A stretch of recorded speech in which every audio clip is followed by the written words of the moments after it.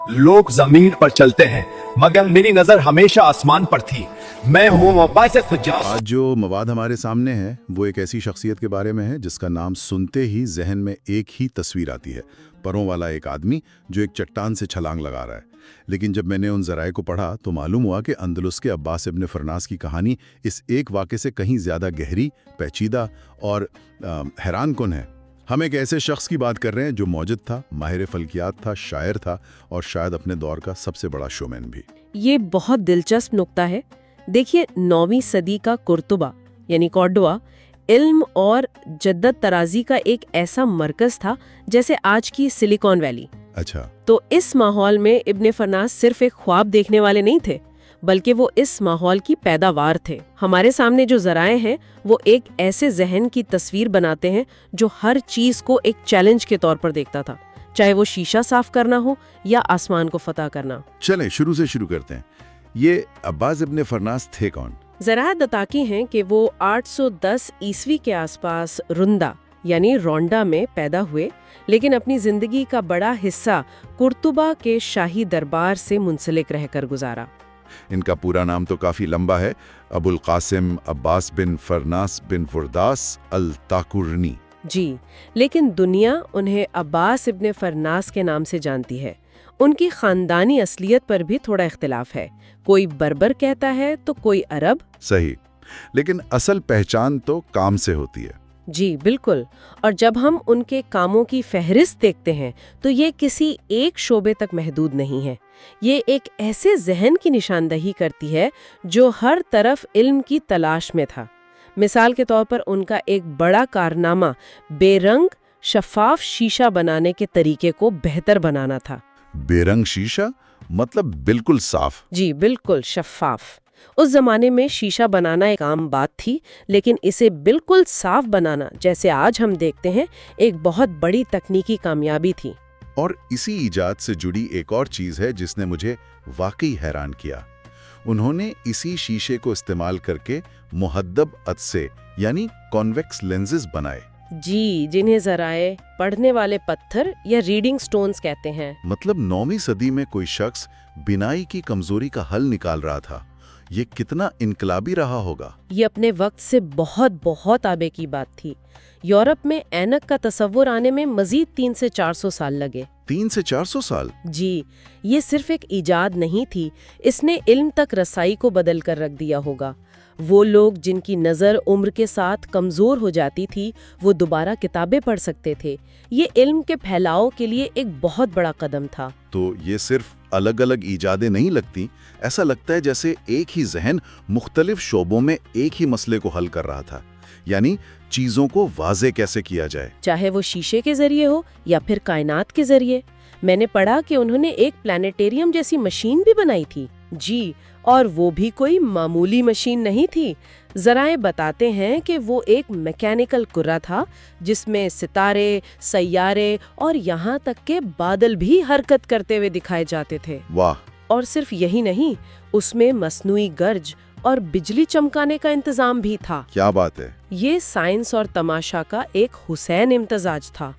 वो सिर्फ साइंसदान नहीं थी, वो लोगों को कायनात के अजायबात दिखाना भी चाहती थी। यानी वो एक किस्म के 9वीं सदी के कार्ल सेगन थे। और उसके अलावा भी उनकी इजादात की फहरिस्त लंबी है।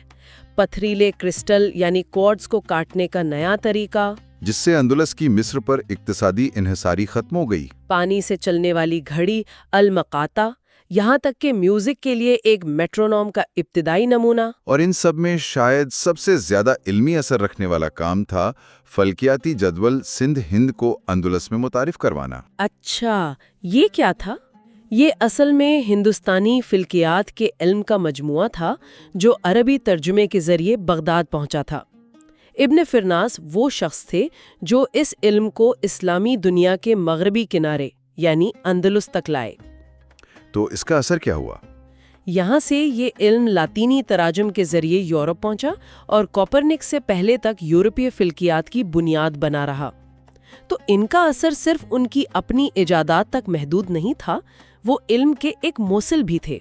अच्छा, तो ये सब इजादात तो अपनी जगह, लेकिन जो कहानी सबको याद है और जिसकी वजह से हम आज इनकी बात कर रहे हैं, وہ تو پرواز کی ہے۔ جی، ہمارے ذرائع اس مشہور واقعے کو کیسے بیان کرتے ہیں؟ یہیں پر کہانی سب سے زیادہ دلچسپ اور سب سے زیادہ پیچیدہ ہو جاتی ہے۔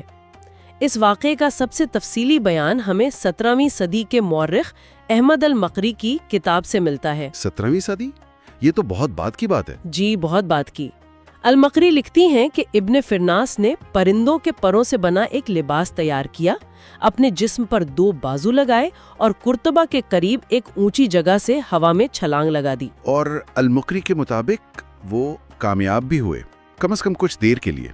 جی، وہ لکھتی ہیں کہ قابل اعتماد گواہوں کے مطابق ابن فرناس ایک پرندے کی طرح کافی فاصلے تک اڑتے رہے، یا یوں کہیں کہ گلائیڈ کرتے رہے۔ مطلب یہ صرف گرنا نہیں تھا، یہ ایک کنٹرولڈ نزول تھا، لیکن پھر لینڈنگ میں مسئلہ ہو گیا۔ جی، اور لینڈنگ میں جو مسئلہ ہوا وہی اس کہانی کا سب سے اہم سائنسی نقطہ ہے۔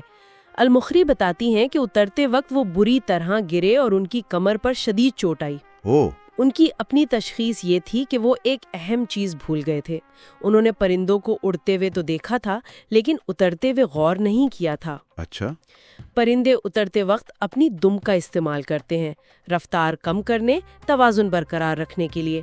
ابن فرناس نے اپنے لیے دم نہیں بنائی تھی۔ ایک منٹ، تو کیا وہ واقعی ایروڈائنامکس کے اتنے قریب پہنچ گئے تھے کہ صرف دم کی کمی نے انہیں ناکام کر دیا؟ ایسا ہی لگتا ہے۔ یہ تو کامیابی اور ناکامی کے بیچ ایک بہت چھوٹی سی لائن لگتی ہے۔ یہ سوچ کر ہی حیرت ہوتی ہے کہ 9ویں صدی میں کوئی شخص صرف مشاہدے کی بنیاد پر لفٹ اور ڈریگ جیسے تصورات کو سمجھنے کی کوشش کر رہا تھا۔ بالکل، اور یہی چیز انہیں ایک سادہ موجد سے ایک حقیقی سائنسدان بناتی ہے۔ وہ تجربے سے سیکھ رہے تھے، ناکامی بھی اس عمل کا حصہ تھا۔ لیکن یہاں ایک بڑا سوال ہے۔ آپ نے کہا کہ المقری یہ سب واقعہ ہونے کے تقریباً 750 سال بعد لکھ رہی ہیں۔ جی، یہ بہت لمبا عرصہ ہے۔ تو کیا اس کا مطلب یہ ہے کہ تاریخ کی یہ سب سے مشہور کہانی صرف ایک اتنی پرانی تحریر پر ٹکی ہے؟ کیا اس کا کوئی اور ہمعصر ثبوت بھی ہے؟ ایک ثبوت ہے، لیکن وہ بھی سیدھا نہیں۔ ابن فرناس کے زمانے کا ایک شاعر تھا، مومن بن سعید، جو اکثر ان پر طنز کرتا تھا۔ اچھا، ایک ناقد۔ جی، اس کی ایک نظم کا شعر ملتا ہے۔ وہ اپنی پرواز میں اونکا یعنی فینکس سے بھی تیز اڑا جب اس نے اپنے جسم کو گدھ کے پروں کا لباس پہنایا۔ واہ، تو یہ تو ایک طرح سے تصدیق ہے۔ ایک طرح سے جی۔ اب یہ ایک ناقد کی طرف سے ہے جو اسے شاید ایک پاگل پن سمجھ رہا تھا، لیکن یہ اس بات کا مضبوط اشارہ ہے کہ قرطبہ میں اس واقعے کی دھوم مچی تھی اور لوگ اس پر بات کر رہے تھے۔ تو ہمارے پاس 2 ٹکڑے ہیں، ایک صدیوں پرانا تفصیلی بیان اور ایک ہمعصر طنزیہ اشارہ۔ جی، اور تاریخ دانوں کا کام ان 2 ٹکڑوں کو جوڑ کر ایک ممکنہ تصویر بنانا ہے۔ اور اسی تاریخی الجھن میں ایک اور کردار کا ذکر بھی ملتا ہے جس کا نام ہے آمن فرمان۔ آمن فرمان، جی۔ کچھ ذرائع کہتے ہیں کہ ابن فرناس سے بھی پہلے اسی شہر قرطبہ میں اس شخص نے ایک مینار سے چھلانگ لگائی تھی۔ تو یہ کون تھا؟ یہ ایک بہت بڑا معمہ ہے۔ کہانی یہ ہے کہ آمن فرمان نے لکڑی کی سلاخوں سے اکڑا ہوا ایک بڑا سا چوغا پہنا اور مینار سے کود گیا۔ اور وہ اڑ تو نہیں سکا، لیکن اس چوغے نے ایک ابتدائی پیراشوٹ کا کام کیا اور اس کے گرنے کی رفتار اتنی کم ہو گئی کہ اسے صرف معمولی چوٹیں آئیں۔ اچھا۔ اور کہا جاتا ہے کہ تماشائیوں میں ایک نوجوان عباس ابن فرناس بھی موجود تھے، جنہیں یہ دیکھ کر خود اڑنے کا خیال آیا۔ یہ ایک بہترین کہانی ہے۔ لیکن اس کہانی میں کوئی مسئلہ ہے نا؟ مسئلہ یہ ہے کہ ابن فرناس پر جو سب سے مستند اور پرانے ذرائع ہیں بشمول المقوری، ان میں ارمن فرمان نامی کسی شخص کا کوئی ذکر نہیں ہے۔ یہ نام بہت بعد کی تحریروں میں سامنے آتا ہے۔ تو پھر یہ کہانی آئی کہاں سے؟ یہی تو سوال ہے۔ ایک نظریہ تو یہ ہے کہ شاید یہ قرطبہ میں ہوا بازی کی کوششوں کی ایک الگ گمنام کہانی تھی، جسے بعد میں ابن فرناس کی کہانی کے ساتھ ملا دیا گیا۔ صحیح۔ لیکن ایک زیادہ دلچسپ نظریہ یہ ہے کہ ارمن فرمان کوئی دوسرا شخص تھا ہی نہیں۔ یہ نام خود عباس ابن فرناس کے نام کی لاطینی یا کسی اور زبان میں بگڑی ہوئی شکل ہو سکتا ہے۔ کیا مطلب؟ یعنی صدیوں کے دوران جب یہ کہانی ایک زبان سے دوسری زبان میں منتقل ہوئی تو نام بدل گیا اور لوگوں نے اسے غلطی سے ایک الگ شخص سمجھ لیا۔ واہ، یہ تو ایک تاریخی جاسوسی کیس کی طرح ہے۔ یعنی ہو سکتا ہے کہ ارمن فرمان کی کہانی دراصل ابن فرناس کی ہی کسی ابتدائی کوشش کا ذکر ہو۔ بالکل، یا شاید اسی مرکزی واقعے کا ایک اور ورژن ہو۔ یہ ہمیں یہ بھی سکھاتا ہے کہ تاریخ کتنی پیچیدہ چیز ہے، خاص طور پر جب ہم سینکڑوں سال پرانے بکھرے ہوئے حوالوں سے کام کر رہے ہوں۔ تو ان سب کا کیا مطلب ہے؟ اتنی ساری دستاویزی ایجادات، ایک مشہور لیکن تاریخی طور پر پیچیدہ پرواز، آج 21ویں صدی میں عباس ابن فرناس کو کیسے یاد کیا جاتا ہے؟ ان کی میراث کیا ہے؟ ان کی میراث بہت ٹھوس اور متنوع ہے۔ یہ دلچسپ ہے کہ دنیا کے مختلف حصے انہیں مختلف طریقوں سے یاد کرتے ہیں۔ مثال کے طور پر 1973 میں عراق نے بغداد کے بین الاقوامی ہوائی اڈے پر ان کا ایک بڑا مجسمہ نصب کیا، جس میں انہیں پروں کے ساتھ دکھایا گیا ہے نا؟ جی، وہاں وہ عرب دنیا میں ہوازی کے بانی کے طور پر دیکھے جاتے ہیں۔ اور یہ یادگار صرف زمین تک محدود نہیں، میں نے پڑھا کہ چاند پر بھی ان کے نام سے کریٹر ہے۔ جی، 1976 میں بین الاقوامی فلکیاتی یونین نے چاند کے ایک گڑھے کا نام ابن فرناس رکھا۔ یہ انہیں ایک موجد یا ہوا باز کے طور پر نہیں، بلکہ ایک سائنسدان اور ماہر فلکیات کے طور پر خراج تحسین پیش کرتا ہے۔ اچھا، تو یہ ان کے فلکیاتی کام کی وجہ سے ہے؟ جی، یہ ان کے سندھ ہند والے کام اور پلانیٹیریم کی اہمیت کو تسلیم کرنا ہے۔ اور ان کے اپنے شہر قرطبہ میں اسپین انہیں کیسے یاد کرتا ہے؟ اسپین نے بھی انہیں اپنایا ہے۔ 2011 میں قرطبہ میں دریائے وادی الکبیر پر ایک بہت ہی جدید پل بنایا گیا، جس کا نام عباس ابن فرناس پل رکھا گیا ہے۔ اور یہ پل ہوائی اڈے کو جوڑتا ہے، ٹھیک؟ جی، یہ پل شہر کے جدید حصے کو اس کے ہوائی اڈے سے جوڑتا ہے، تو وہاں وہ ماضی اور مستقبل کو جوڑنے والی ایک علامت ہے۔ یہاں تک کہ ایک برطانوی ایئر لائن کا نام فرناز ایئر ویز ہے۔ تو ان کا نام آج بھی جدت، ہمت اور آسمانوں کو چھونے کی انسانی خواہش کی علامت ہے۔ بالکل۔ اگر ہم اسے بڑے تناظر میں دیکھیں تو ان کی کہانی صرف ایک شخص کی نہیں ہے، یہ اندلس کے اس سنہرے دور کی کہانی ہے، ایک ایسا معاشرہ جہاں علم کی قدر تھی، جہاں نئی چیزیں تخلیق کی جا رہی تھی۔ آپ نے بالکل صحیح کہا، وہ اس پورے علمی کلچر کی ایک علامت ہے۔